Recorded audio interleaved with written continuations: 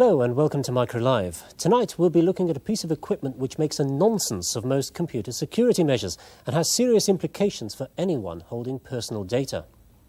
And if you still have any faith in the micro after that, we discover how small businesses can use ready-made software to really take off.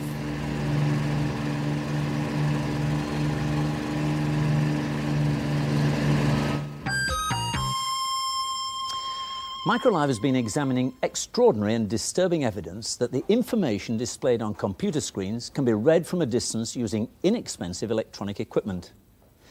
Not only is this easy to do, but we believe that the consequences for anyone holding personal or sensitive data on a computer are far-reaching.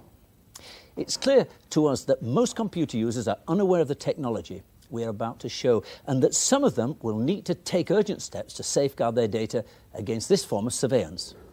Well, here is a piece of confidential information. Please enter your password, it says, and I'll just finish it off. There it is. And fortunately for me, you can't read it. Or can you? Any piece of equipment like this contains thousands of electronic switches. As those switches change state, they give out radio signals in all directions, and those signals can be picked up some distance away. This is the kind of equipment you would need. It was assembled for just about £1,000, no more than the cost of an ordinary personal computer. And while I've been talking, Sean Walker, who designed the equipment, has been tuning in. Sean, what have you got here? Well, basically, Fred, all we've got is a suitable area, which in this case is a CB antenna. We've got a VHF multiband manually tuned receiver, some signal processing, fed to a synchronized visual display unit. Right, let's put that rather more simply. This is a kind of souped-up version, I think, of a television receiver, is that right? That's correct, it's just a little bit more wideband. Right. Greater frequencies then. And this you call a synchronized VDU. Synchronized to what? Well, the data we're receiving has no synchronizing pulses, so what we do is generate our own and add it with the data. So you are tuning the timings of this machine into the timings of the IBM Micro over there? That's correct. Right, OK, well here's the acid test. What is my password?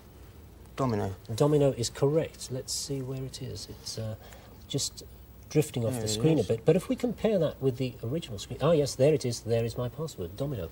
Very good reception. Now, you may think that we're simply eavesdropping on this screen. Today, we were challenged by the manufacturer of a flat-screen monitor who believed that his screens were totally safe. But in fact, the monitor makes very little difference. Even if I disconnect this altogether, well, see what happens. Right, it's in at the moment. I pull the plug, and the information is still there. So, where are those radio signals coming from? Well, they're being generated internally in the microcomputer by its switching pulses, which generate transients, which generate a carrier wave for the data to go out on. So it's every part of the micro, virtually? Every part of it. Right. One might think that there would be safety in numbers if you've got a whole room full of micros, all the same, that you couldn't zero in on any particular one. Is that right? Once I got the horizontal frequency, I would then change the directional aerial. And you could do it? Or I could then zoom in on the terminal I want. Was this tricky to build? No, it's quite straightforward, quite basic. Any hobbyist, amateur radio enthusiast could probably put a system together simply in a few evenings. Right. This I know cost about £1,000, but you've also built a much cheaper version using this television. Now, I don't think this is exactly an ordinary portable television, is it? No, this is a type of television which is bought by amateur TV enthusiasts to receive continental stations. Again, it's got a wider frequency It's got range. a wider frequency But band. still available for about It's what? available about £80, £85. Right, and what have you done to it? All I've done is disconnect the synchronising circuit inside, build a external synchronising box from components you can buy in any high street shop. Yes. And what Cost of that? Oh, about £3 or £4, somewhere in there. What you end up with? Right, now we're tuning in at the moment to an apricot micro over there, and yes, I can certainly see the word apricot as it drifts across, and that is amazing reception. Is it because the apricot is worse than most micros? Well, I think they should have a broadcast licence. Right. Thank you very much, Sean. Well, believe it or not, despite the success of that, a live television studio with all its cameras, lights, radio, microphones and so on is probably the worst environment for this kind of demonstration. What happens if you try it outside, in the outside world? We sent Stephen Arkell to find out. We've transferred the screen reading equipment into this van and moved into the City of London at Finsbury Circus. This van isn't specially adapted. In fact, all we've done is put a Citizens Band aerial on the roof and plugged it into the equipment in the back, which is running off two 12-volt car batteries.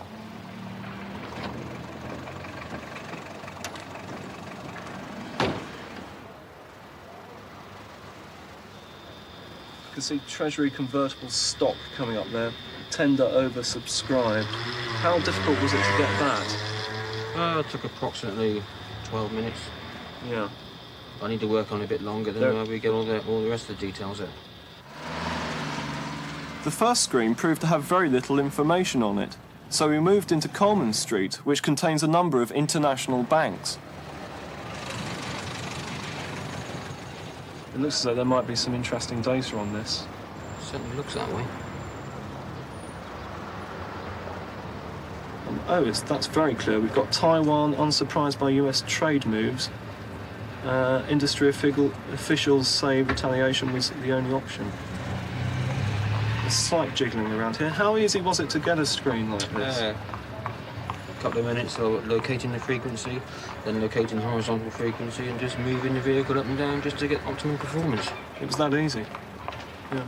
We've got in bold at the top yearly indications, euro-dollar bonds seem flat to 1/8. That probably means something to somebody. And US Treasuries flat to up to 1/10.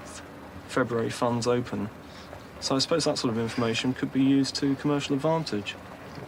If you understand what you're reading. Yeah. I presume this is something to do with their internal information system, which they like to keep quite private. How easily could this sort of screen be stored? Well, you could store it on videotape, or what I would prefer is the frame printer, which would print one complete frame of what you're seeing at the moment. You'd actually get a printout of that screen? Print of that, which would allow you to examine it in more detail later on. Yeah. Could you actually get the definition a little bit clearer if you used a printer? Yeah, you could by taking several frames on different frequencies, slightly different frequencies, as I'm demonstrating there, and bits which are missing, or not too clear, you could then obviously combine and read. We've moved around the corner now, and we seem to be getting some sort of prices or pound signs down the side there.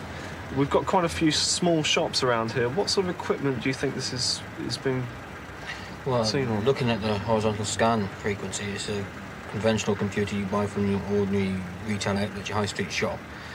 What it's displaying, all I can see is times, prices, and looks like odds. Yeah, we can see £10.13, for instance, £12.41. The computer screens that we've been reading from a van in the street are housed behind the substantial walls of the City of London. This demonstration shows there really is a major problem with the security of data displayed on a computer terminal. If we were able to do this in the City of London, where secrecy and security have always been paramount, then the problem isn't just confined to Britain, it must be worldwide. Obviously, we've been very selective in what we chose to show in that film. But during our investigations, we were able to read very personal data.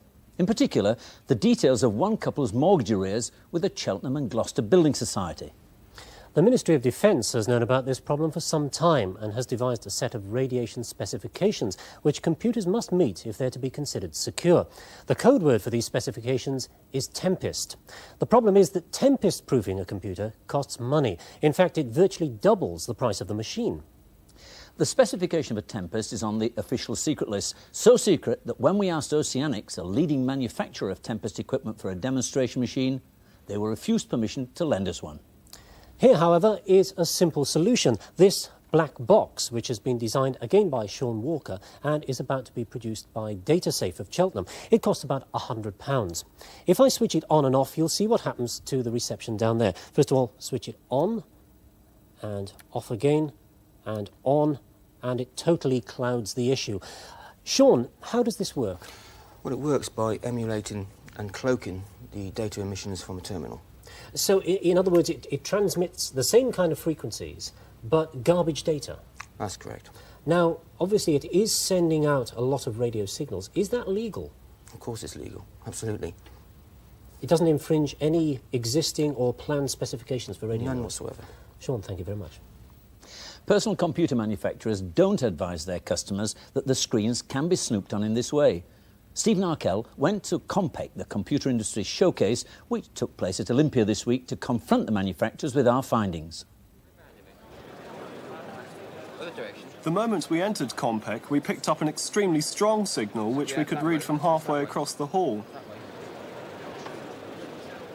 Eventually, we tracked down its source.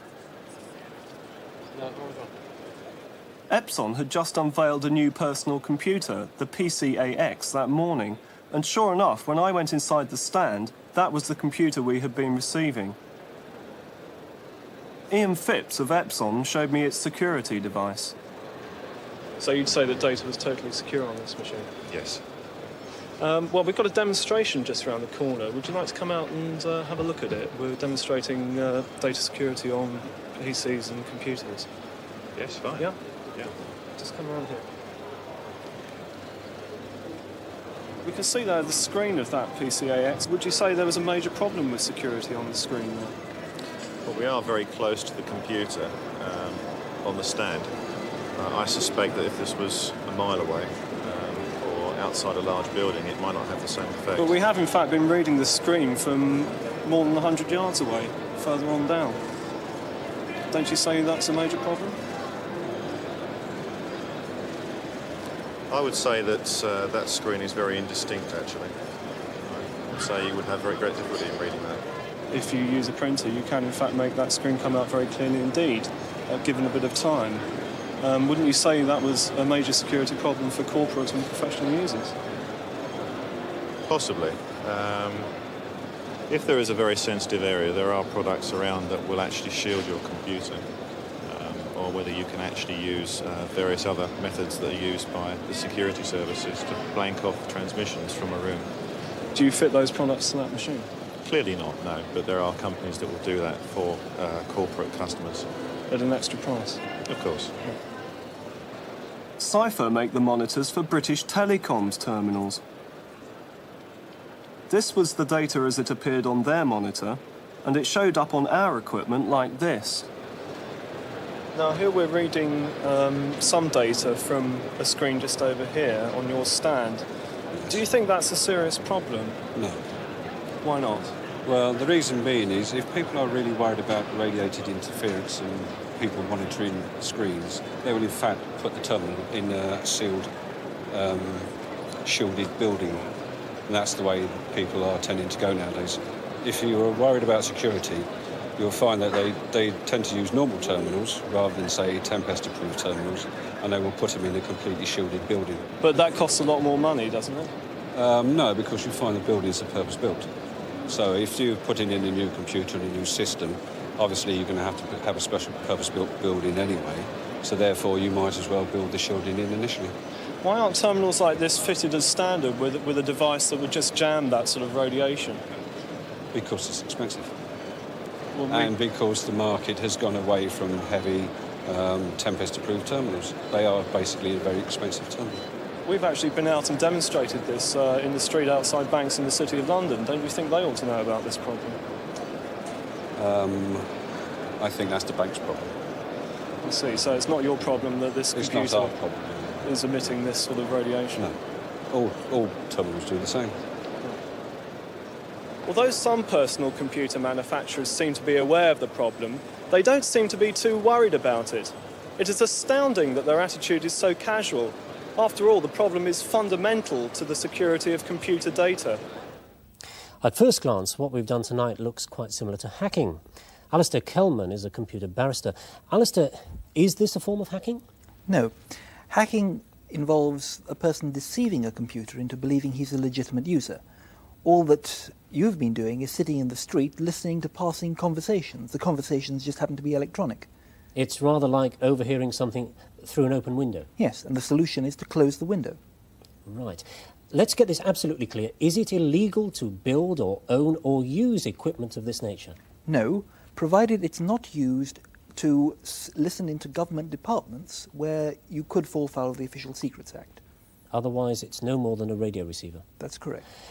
Does the Data Protection Act apply in this case? Only if personal data is involved. So if you're looking at someone's financial records and those involve people rather than companies, then yes, the Data Protection Act could be involved. Right, so who would the onus be on to protect the interests of the individual?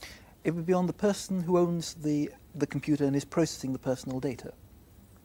Right, and the man in the street, is it up to that individual to sue the company if things go wrong? Is that the Yes, situation? he would be entitled to damages if he has suffered damage through the emanation of personal data. But wait a minute, that means that something would have had to have gone seriously wrong first. He's only entitled to compensation after the event. That's right. So the law as it stands does not protect the individual at all until damages have taken place. That was what Parliament said in the Data Protection Act. Right. What do you think should be done now then? Three things. First, what you have done tonight, and that is there has to be a greater public awareness of the problem. Secondly, major British companies could quite easily come together and say, our procurement policy, our buying policy from the middle of next year is going to be that we're only going to buy computers which contain security. And that would mean that the problem would be forced, the manufacturers would be forced to deal with the problem. Thirdly, the government could match the private sector's commitment by doing the same thing. It could say all government computers that are bought are only going to they're only going to buy computers that contain security. Do you think that's likely to happen? Well, it all depends upon the public pressure that organisations such as the National Council for Civil Liberties, members of political parties, need to put pressure upon their members of Parliament to ensure that this threat to personal liberty is properly dealt with. Supposing this is not tightened up, what abuses do you foresee? Well, after the Big Bang, there's a lot of concern about what's called insider trading in the city, where people make use of confidential information which they shouldn't do for private gain. Now, this could be, if you like, outsider trading, in that other people could get hold of that confidential information, which could be very damaging to the Big Bang and to British companies generally. Yes, what might threaten the individual? Well, detectives could sit outside people's homes and instead of bothering to go for a telephone tap and search warrants, could listen in to the emanations of personal computers. Totally legally, of course. Of course. What are the implications for industrial espionage? Well, industrial espionage is growing with greater worldwide competition, and so, of course, this piece of kit that you demonstrated may be a standard piece of surveillance equipment very soon. I understand I'll have to stop you there, but thank you very much indeed. So, what's to be done? The Ministry of Defence has no intention of becoming involved in this debate. The manufacturers are obviously playing the issue down. The banks, the building societies, the insurance companies, those organisations which handle our confidential information are apparently not going to spend millions if they can in any way avoid it.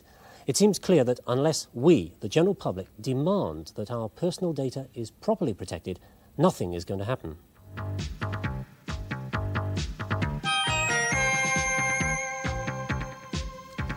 Within 15 years of the cash register being introduced, just about every company had one. The same is happening with small business micros. But with so many systems around, choosing the right one isn't plain sailing.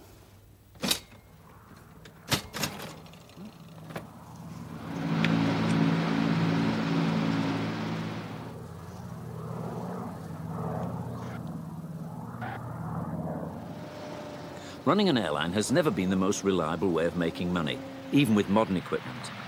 Yet a small company in Coventry is successful using aircraft that first flew during the Second World War.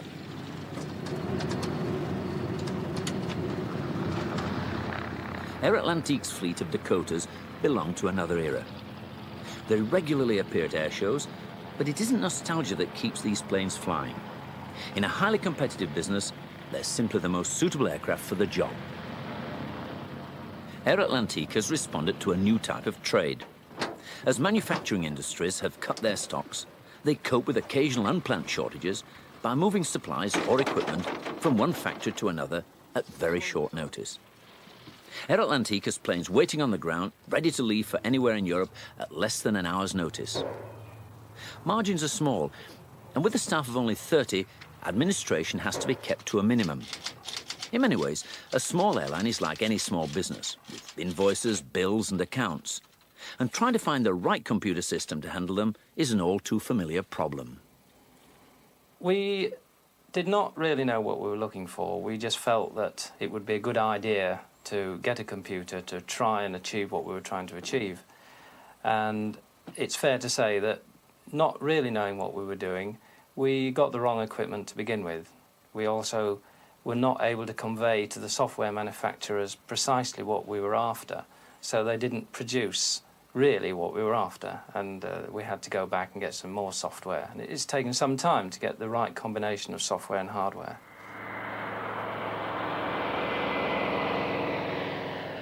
Air Atlantique doesn't have a seat reservation system, but running a small airline does have its own particular problems. A host of regulations and safety requirements have to be met, and planning a flight involves everything from calculating the pilot's flying hours to knowing where to store the cargo. Many large airlines use computers for this sort of work, but specially written software would have been both expensive and unproven. The company chose instead to buy a fairly straightforward system that could easily handle their basic accounts. To choose a system, we basically went through the local yellow pages and looked up all the dealers that had the software that we wanted to buy. So we went to those dealers, and the dealers which gave us the best response, sent us the letters and phoned us, etc. We went back to them and actually had an interview with them and looked at their software on their machines. And then we chose between those two, basically, by looking at the dealer and the kind of backup he would give us after we'd bought the package, and the machine that we would be able to use the package on, because we wanted to buy both the machine and the package from the same dealer. The tandem machine was very good value for the money. It gave us a hard disk, which meant that we could use it in the future as well as now. We wouldn't be restricted by the amount of space we had. And the Sage package was everything we wanted the accounting to do, but we could also upgrade fairly easily to more advanced packages without too many problems. Without a doubt, the most important attribute of having a computer is the production of monthly management accounts. Using a computer for accounting can give you figures within a few days of the end of each month. And a small company needs to know where it is. It needs to know whether it's making a profit or a loss, whether it's selling at the right price. And if you use human beings on this, you can still get the information within a few days, but you'll need quite a few human beings, and they'll need to be experts really at the job. Now that a computer is successfully handling the accounts, the company is starting to use computers in other ways. Air Atlantique does much of its own maintenance, and like all airlines, is required by law to keep its operational procedures up to date. Rewriting the necessary manuals used to be very time-consuming, but now a £400 work processor can do the work very easily. In general, this company's introduction of computers has been rightly cautious, buying only what they need at any time and being very careful not to become over-dependent. My advice to any small business getting a computer is to expect a couple of years to pass before you really get the best out of the computer.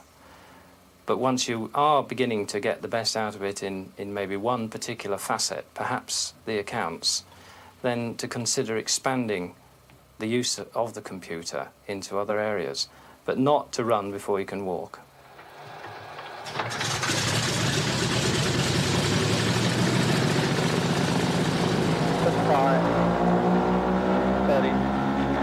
35, 40 inches.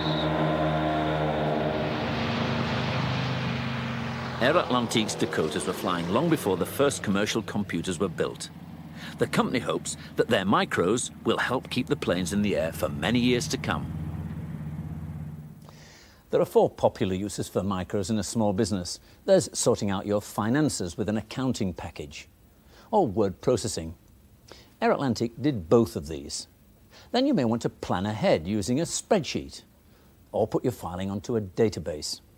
Well, any of these systems, properly applied, could be good for business. But where do you go for advice? Well, you could try starting with magazines like these. There are a number of them which specialise in giving advice for first-time business users. But one of the best guides is this one here. And the first article, called Prepare Yourself, was written by Kathy Lang. Kathy, nowadays you could buy quite a good personal business micro for about £400. But that's really not all you're risking, is it? It certainly isn't. We saw on the film how Air Atlantique had all their accounts on their computer, and if that didn't work properly, then their business could go bust as a result. So there is a risk in actually implementing a total system. What do you have to do before you actually go out and buy a computer? Well, the first thing to do is to decide what you really want to use it for, and then to try to get some feel for what amount of information we're talking about, to get some figures. What are the critical times of year when the system's going to be most busy? How quickly do you need the results? To write that down, and then when you've written it down, you've got a checklist that you can use to help you choose a system, and also to give you some success criteria so you know whether you've achieved what you set out to achieve. At this point of time, you're not really worrying about the type of computer or even the power of the computer. No. First of all, decide what you want to do, and then think about the software to do it with. Equipment comes last. Right, so you've written down what you want to do, you've got some good idea of how much it's going to contribute to your business, you've then got to go and find a dealer or somebody to buy the machine from and the system. How do you go about doing that? If you're computerising for the first time, then it's very likely that you'll need some help and support at the beginning, so it's sensible to try and buy the machine from somebody local. So you can look in the yellow pages. Like Atlantic did. Exactly. That? Pretty unusual. Yes, not many people do that. But nevertheless, it's certainly one good way. You can ask other users, people who already got computers, where they bought their system from and what they think of the supplier. You can talk to people at your local college or polytechnic, because they're in contact with a lot of other users who already bought computers, and they'll have views on the local dealers. Because there are very cheap micros around today that you can just buy from a high street store, and you're not going to get much advice from them, are you? Absolutely not. If you pay washing machine prices, the chances are you'll get no more support than you would for a washing machine. But you don't just have to expect support from the people that you bought the machine from in the first place. So you've selected a dealer, let us say. What do you expect from your dealer? What questions would you ask him? Well, I think the first thing to ask him to find out is whether he's ever installed systems of the sort that you're thinking of installing. Mm-hmm. Find out what his experience is. And then you should ask him if you can talk to one or two people who've already bought systems from him, so you can see what their experience was. Preferably in the same sort of business that you're actually in. That's right, exactly. Mm-hmm. Then you should find out what sort of training he'll offer and whether he'll give a warranty. And you should get him to write his answers down if you're spending any sort of sizable sum of money. And the money side is important. If you are spending a sizable sum of money, try to keep some of it back so that you're sure the system works. Don't pay it all over right at the beginning. And how would you detect a bad dealer? A quick one. Well, a scruffy outfit is usually a very bad sign. And the bottom line, what would you recommend, your final piece of advice? I think if people apply the same scepticism that they would to buying a second-hand car, they won't go far wrong. Thank you very much, Kathy. So to sum up, first analyse your business needs and write them down. Then find a good dealer. But remember, you know your business far better than they do. Above all, keep it simple and don't expect too much from your first application. And finally, if you want a copy of Kathy's guide, send for it. And the address will be at the end of the programme. Next week, we'll be taking another look at small business software, but until then, when we're back at our old time of 7:30, good night.